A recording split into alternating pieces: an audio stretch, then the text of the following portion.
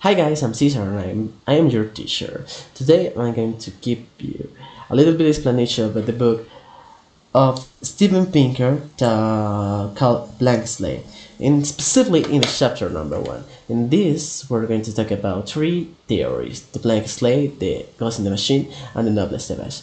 Specifically in this episode, I'm going to teach you how the blank slate works sell on the afterwards. And this is like that.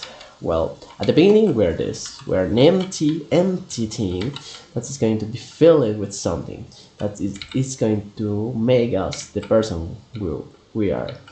But the authors say that this is going to fill with all of these things, with university, environment, dislikes, schools, family, friends, knowledge, likes, condition, ideals, language, job, and culture. All of these things are going to fill us with experience, knowledge, and things. And all is going to form our human being. But, guys, do you not think that is something missing in this theory that is only based on experience? I hope you enjoyed the video, and we're going to see in the next part of the summary of this chapter number 1. Good guys! Hello, everybody. It's a pleasure to me being here with you today in this really interesting video tutorial about a quite mind-blowing book, which is The Blank Slate, The Modern Denial of Human Nature by Steven Pinker.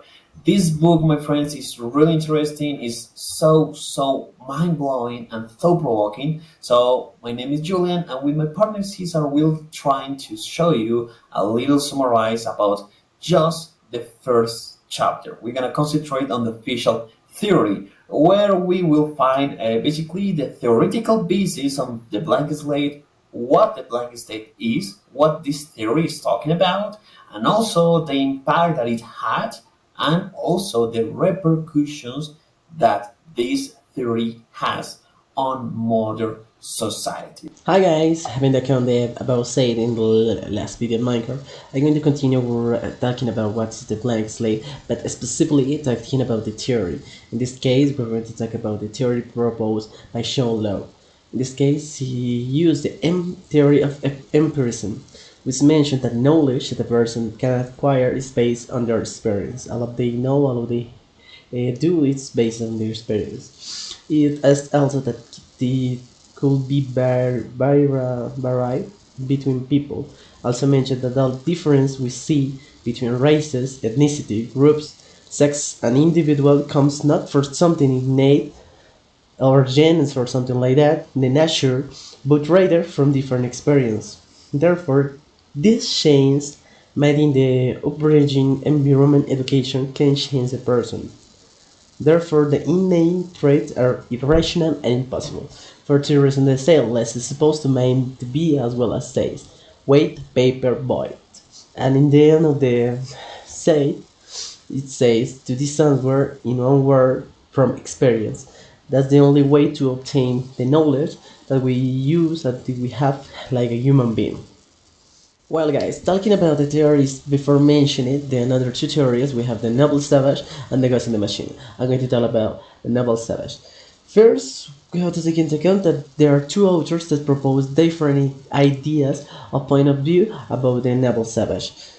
The first one is Rousseau, which postulates that although other thinkers that man was only a savage before civilization, but he say that there is nothing nobler than the human being in this state, that consequently the arrival of civilization produced a decrease in the species. But in the other hand, Thomas Hobbes postulated that the idea that for the time that man was uh, living with a common power put them in a state of war in against all, which led to think that this would have produced a backwardness in culture, industry, time, art, or even society. Therefore, the only way to survive is to create a joint power that is called by Hobbes that Leviathan, that is a person that has all the power and the conscience of the population that creates really civilization that we know as politic. Um, well, these two theories are divided between the truth of human nature and this problem. Now, guys, I'm going to talk about the theory of the gas in the machine. And it's appears in the book like this quotation made by Descartes in this state, with the doubtful exception of idiots and infants, in arms every human being has but a body and a mind. That say that the authors want to tell us is that the theory essentially speaks of our existence being, human being, is divided into two parts. The first, that is a mechanical part. This body is say that it's similar to a system that use gears like in a clock. It's the only part of the mechanical process like walk, run, make something, things like that. But the only part is made with a control that the having like on the outer words is say like the mind or soul.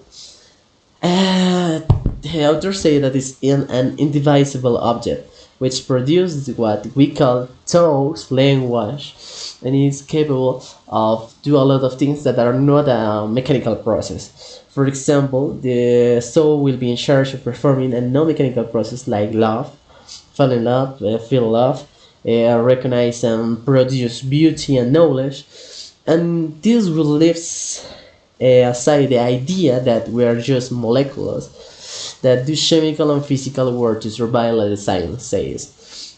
This is not all true, but it's a good theory that will help us to understand why a lot of theories or works by the science in the modernity are doing or are not doing in this way.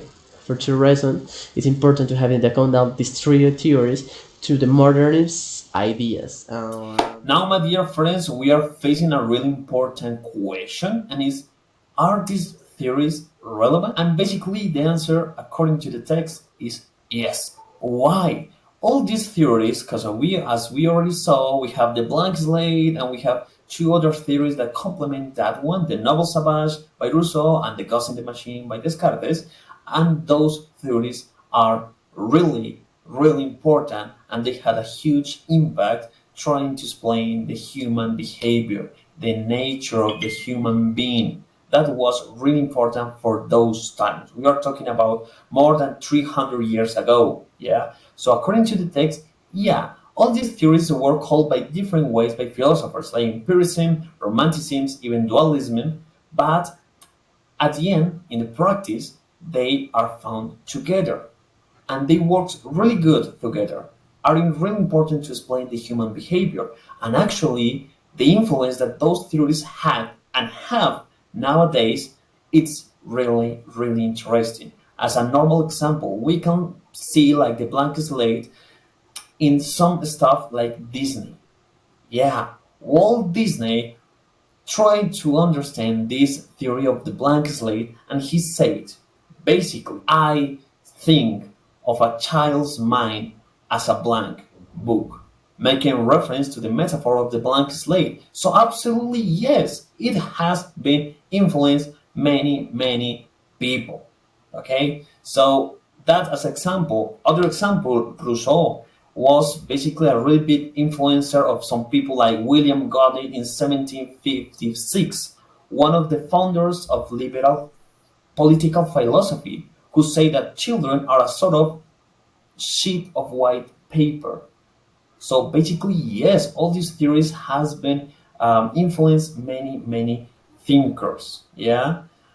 Other example that we can find nowadays and more recently is where in 2001 George Bush announced in the American government that they will not fund research of human embryonic if they have to kill other embryos to that research. And now we found the ghost in the machine theory by Descartes, who asked, A, in what moment the ghost gets into the machine and then he became a human being?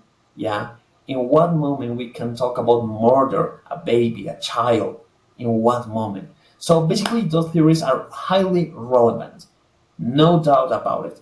However, the text, the author says that yes, they were important, but nowadays we'll find some other ideas, some other theories that could give a better explanation about human nature. So we have to move on. We just can't simply stay here and just think about these theories. No, we can't. We have to move on.